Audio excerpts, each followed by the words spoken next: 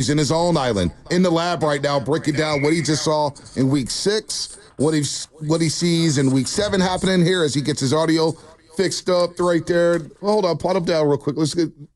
We're all good over here? All right, let's see. Baldy got us. All right, I'm all good here. All right, all good. I hear you, Bonte. There we go, Baldy. We had a little echo there, but it's good to talk to you. Good morning to you as always. And let's start with this before we get to Chiefs-Niners and what this means for the 49ers. I got to start with Nick Bosa because I called him out last week, Baldy. There was a lot of finger pointing after they lost to Arizona, and I just said, you know what? When you're the highest paid defensive player in football, you got to step up, you got to dominate, you got to be that factor every single play. And you know what? On Thursday Night Football, Baldy, I thought it was one of Bosa's best games of his career, definitely one of his best games since last season. I thought for the first 3 snaps, Bosa was dominant against the run, against the pass, and it doesn't show up in his stat sheet, but that was an all-time Nick Bosa game on Thursday Night Football against Seattle, and boy, did the Niners need it on that defensive side of the football. Yeah, they did. They really they stepped it up. And, look, Nick had he had a pigeon in front of him. That's their third, right tackle. I mean, he should abuse him. But beyond just beating his man, I thought he impacted the game. And he played a lot of snaps. He's been playing a lot of snaps, probably more than he's used to because they just don't have the depth that they once had. And so, he's putting it on himself. That was, you're right, Arizona, they took it to him in the second half of that game, and they didn't make anything happen. And last week they made a lot of things happen, including the rookies who both stepped up.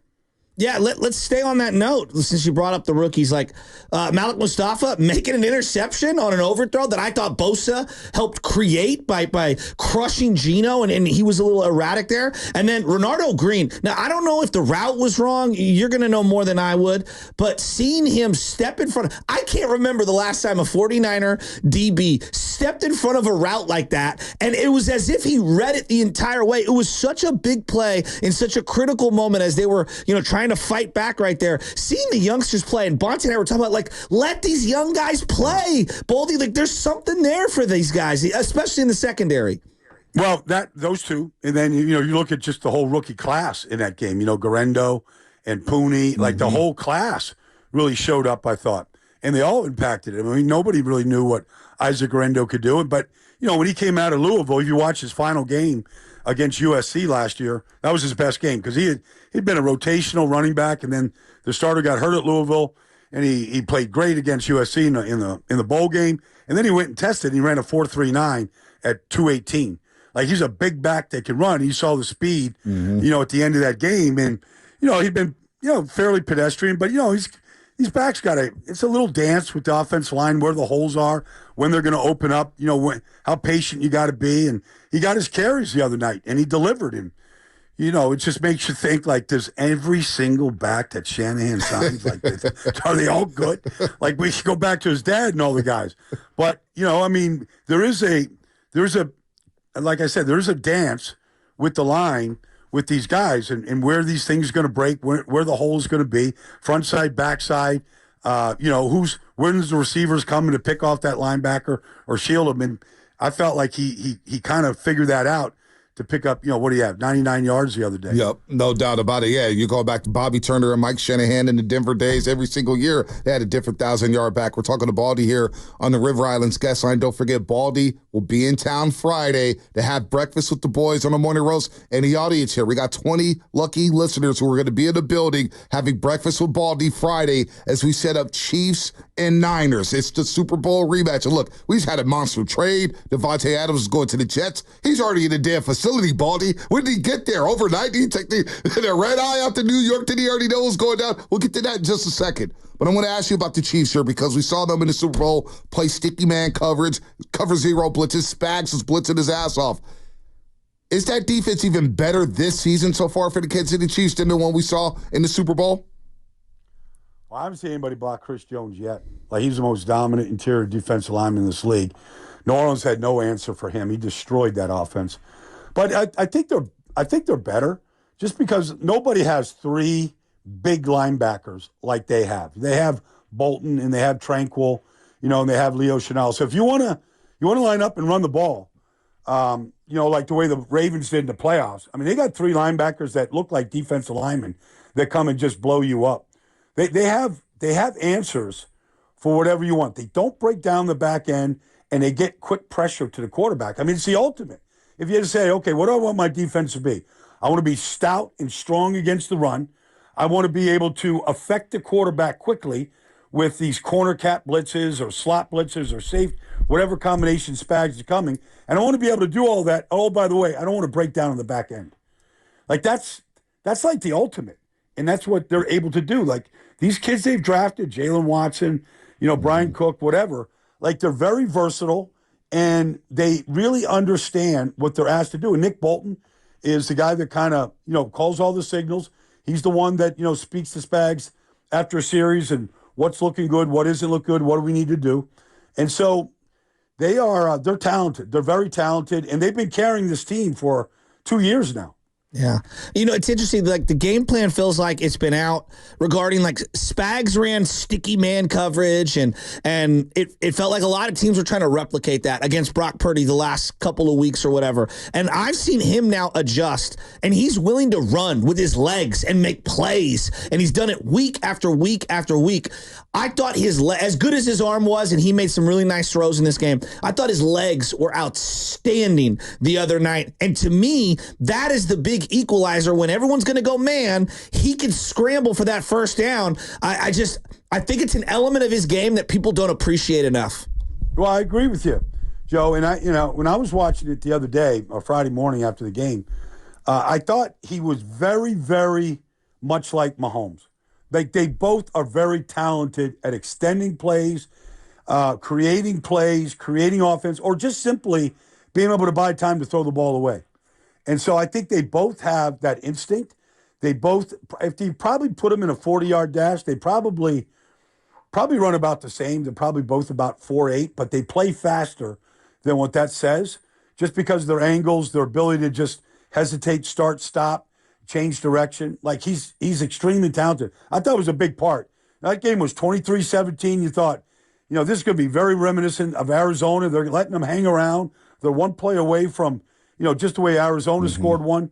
And then, I thought they made the necessary plays at the end. But I thought throughout the game, his ability, whether it's just to elude somebody inside a phone booth, get outside the pocket, double back and do the things that Mahomes does. If I put them side by side and you took the names off the back of the jersey, they're pretty close to each other like that. You mentioned, as we're talking to Brian Baldinger here on the River Islands Guest Line, we do so every Tuesday at 7:30 in the morning with the smartest man in football. He's as passionate as anybody out there when it comes to covering the NFL. The Chiefs have had the Niners offensive number. You talked about their defense being stout against the run, being really good in the back end. Trip McDuffie, that nickel corner, maybe the best in football here. So how do the Niners with Brock Purdy, who has an ability to extend plays, and we've seen it on display over and over and over again, how does this offense figure out the recipe against Kansas City? Is it simply just trying to block them up front? How do you pit? Because they've had their number. 4 times Shanahan has gone up against Andy Reid and Spags. The Kansas City Chiefs have come out with a victory, Baldy. Well, I think you've got to, obviously it's going to start with the run game and kind of build off of that. And we'll see, with the health of, I don't know what the health of Mason's going to be. I imagine he's going to be okay, but I don't really know at this point. But, I always feel like against Kansas City, you've got to figure out ways to get explosive plays. They're going to limit them, whether it's play action, whether it's formations. You got to figure out ways to flip the field position against that team. And he's always going to play field position. They got an excellent kicking game. They always have. They're going to try to make you go as many long fields as you can. You got to counter that with explosive plays, whether it's, play action, whether it's, getting a matchup against a particular player that you think IU can beat or whatever that is. I feel like that's the ingredient that you need to have. You need to have 3 or 4 of those in a game. Baldy, I'm looking at their red zone opportunities, and they scored some touchdowns in this game, but I thought they did a better job. It wasn't perfect, but a better job of trying to isolate matchups and running some mesh concepts. They ran one that ended up being like a fade for Debo. I would have preferred it for like a bigger receiver, who could make a play. They ran some specific plays, it felt like, for George Kittle down in the goal line. Do you see some growth in that area in terms of maybe calling plays for playmakers as opposed to just dialing up plays? I think it's a real game plan situation, Joe, because, basically most teams, you say inside the 10 or certainly inside the 5, I mean, if you can run it in there the way McCaffrey did last year, you're going to have a good red zone offense. Now, I'm not saying Mason can't do that or Garendo or whatever else, but that's your first option. Can we run it in? Okay, and then you go, okay, most teams are either playing quarters where the holes are going to be very, very narrow, okay, or they're going to play man. And then if they are, what's our man beaters? Are we running picks? Are we running rubs? Do we have time to run crossers in the middle of the field to get guys open?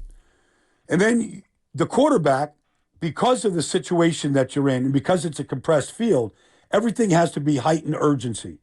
That's why the Chiefs are so good in the red zone, because they come up with these shovel passes. You see more creativity in that part of the field with Kansas City than anybody else. Now, a lot of these are hit or miss, but that's kind of the red zone, though. A lot of it is hit or miss. You can put all the stats you want up. Your first choice is to run it. Your second choice is, okay, am I anticipating, because that's how you're calling plays, with the anticipation of the predictable coverage. Yep. And then once you get that, okay, here's our plays. And so then it's a question of, for the quarterback, am I looking, is my first read to the 3 receiver side or is it to the 2 receiver side? And then how are we protecting up front against, a zero blitz or whatever else? There's just so many components, Joe, that you say, okay, it got better. I thought Seattle was down some corners. They didn't really have much of a pass rush. I mean, some of those things lead to success, for San Francisco. Baldy, I know you joined the Cowboys the season after they lost the catch game at Candlestick Park. But I think earlier that season, the Niners beat the Cowboys and dropped 45 on them. I think it was big for them mentally. Same thing in 94. Dallas had kicked their ass in 2 straight years in the NFC title game, but the Niners signed Deion Sanders, and they win that regular season game 21-14 on the way to beating them in the NFC Championship game. But that mental edge of just knowing that, hey, we walked off the field with more points than the Dallas Cowboys, that was huge for them. With that said, how massive is this for not only the fans here in San Francisco, but for those players in that locker room knowing that those Kansas City Chiefs, with a lot of those core members and those coaching staff, have kept them from glory twice in the game's ultimate game. How big is this mentally for the 49ers and Kyle Shanahan? I think it's big. You don't want to, I'm sure if George Kittle was on, and he was you asked him that question, how big, he's like, it's another game. The Super Bowl is the Super Bowl. Right. It really doesn't have anything to do with this game. Andy Reid's got 10 days, to prepare, or Chicago's got 10 days to prepare here. You should see a classic matchup. It should be a classic. I mean, both these teams should be healthier, although it doesn't seem to matter with the Chiefs. I mean, you lose Pacheco. Yeah. All right, we'll go sign Kareem Hunt, go get 100.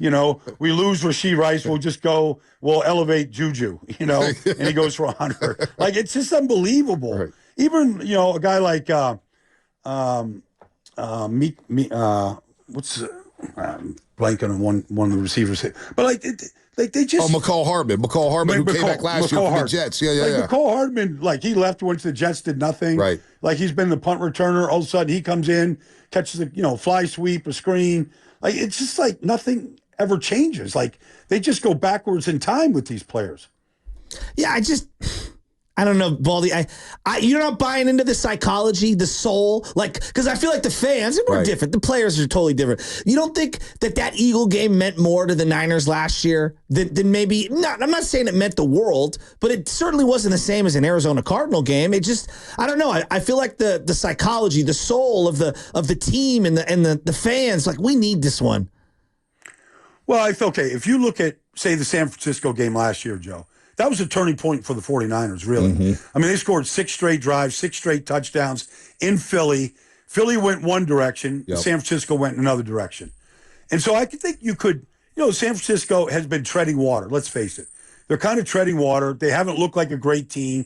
They look slow some weeks. They don't look very dynamic. They looked a little bit predictable at times. Okay, here comes the world champions. I could see that being a springboard, confident, because anytime you beat a good team, a good organization, a well-coached team, that gives you more confidence than beating, I'm not knocking Arizona, but maybe you don't take Arizona, as, you don't take them as serious as you do the world champs coming in. So I do think that there's that component where you're beating a really well-coached, good football team. And you put that on your resume going, okay, we know we're capable of doing this.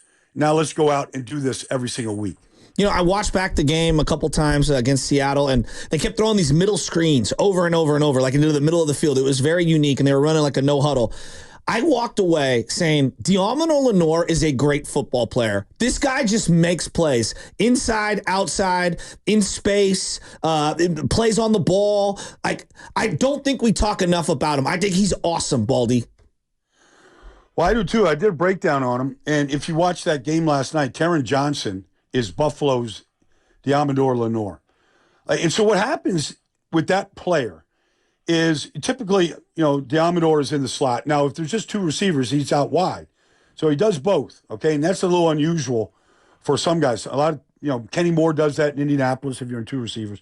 There's only a couple guys that can do it. But they destroy the other team's run game.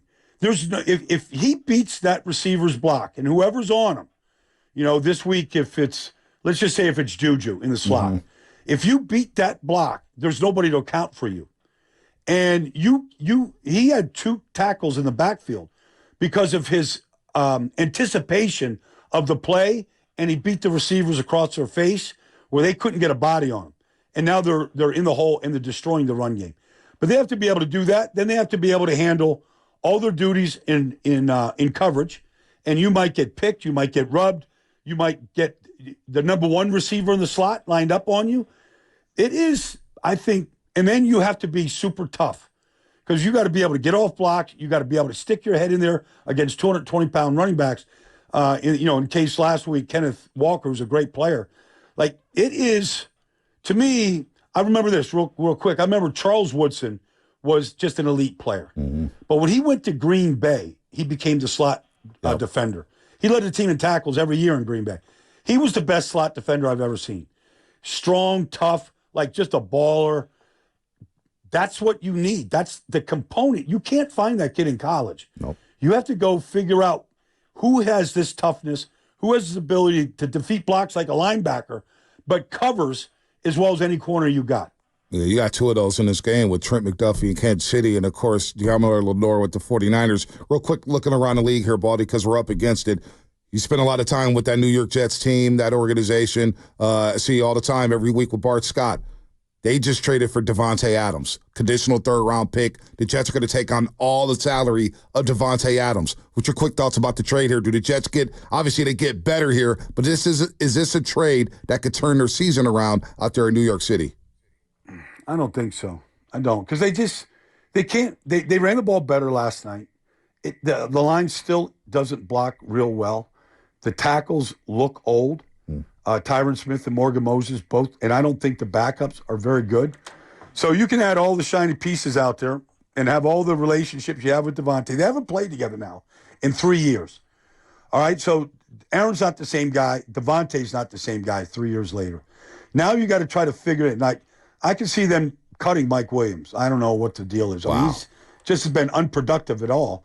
To that last play where Aaron basically called him out after the game last night, that he wasn't where he was supposed to be. So, they still play well. I just don't think they're coached well. They just make poor mistakes that keep showing up.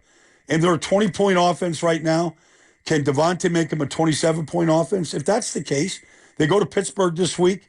I don't know if anybody can block T.J. Watt on that team. He's unbelievable. Or Cam Hayward. I mean, it's going to be a tough assignment, but he'll help because I think the trust with Davante is there. And maybe that's the weapon they need, but I don't think it's going to be a big difference. You know what's funny? The Jets have as many points scored offensively through the first 6 games of this season that they did last season with Zach Wilson. Well, yeah. So not much has changed in terms of point production. Look it up, Zach Wilson, quarterback, or Aaron, the stats are almost identical. Right. It's unbelievable. Hey, Baldy, one last one before you get out of here. You're friends with Max Crosby. Obviously, the Aiden Hutchinson industry, I feel so bad for that young man. Oh, man. I mean, he's just an unbelievable pressure rate win percentage this year. He was just all-time. He means so much to that team. Is Max Crosby a guy that might be on the move now? And would Detroit, the Niners, I don't know. I'm just asking. You're friends with the guy. Do you think he's on the move? No, I don't. He wants to be a Raider for life. He texts me every week. He makes me watch every single game. He played a great game last week. but he's a Raider. Look, he went to school in Michigan. Like, I'm sure going to a franchise like that probably would he would elevate everybody around him. I can't see. I mean, I don't know what the Raiders are doing. I guess if you get rid of Davante, it's funny, ironic, Joe. Like 2 weeks ago, they won a game against Cleveland without Davante and without Max, and they won. And so you go, maybe I don't know, like maybe he could be expendable, but that's their best player. I wouldn't get rid of my best player. No, I wouldn't at all. Wouldn't at all. Real quick, Hassan Reddick, obviously he's got new representation with Drew Rosenhaus and company. That whole situation, if anybody trades for Hassan Reddick, can you expect anything out of Reddick after missing all this time, training camp in the first 6 weeks of the season, Baldy? The last guy I saw who set out a season and was willing to do it was Le'Veon Bell. That was also with the Jets. Like, to me, I think Hassan, well, let's just say Hassan contract is $10 million or $12 million. Who cares? If you love football, are you really sitting out? Like, first of all, you're never going to see that money again. Yep. But if you really love football, does it come down to $10 million or $15 million? Like, is that, like, if you love it, you're willing to just sit out and not play? It makes me question if he really loves the game. Wow. Because you never see that, ever. No, and you're right. You're right. I would have those same questions. You're playing with the Jets. That defense, Salah's running around. Ulbricht's running around. You got Quinn Williams right next to you. I'm thinking sack numbers. Wow, how many sacks can I get next to this big fella? You're spot on with that one. I would be skeptical as well to trade for Hassan Reddick. That's a good point there. Obviously, you're going to be here in the Bay Area. We can't wait to see you Friday. See you Friday, We can't wait to see you, bro. Let the Screens big game like Baldy being in town. Chiefs and Niners, and we're going to have breakfast with Baldy. Get the pork chops ready. Get the ribeyes ready. Get the filet get some ready. carnivore action going on, Bonte. I'm ready. No eggs and bacon for Baldy. He wants some big 12-inch, big steaks. Come on, man. Give me a bone to chew on during the show. We can't wait to see you, buddy. I can't wait, guys. I'll see you on Friday morning, man. See you Love Friday, you, B. Baldy. Good. Can't wait to Bye-bye. see you, man. We'll be right back. Chiefs and Niners with Baldy off.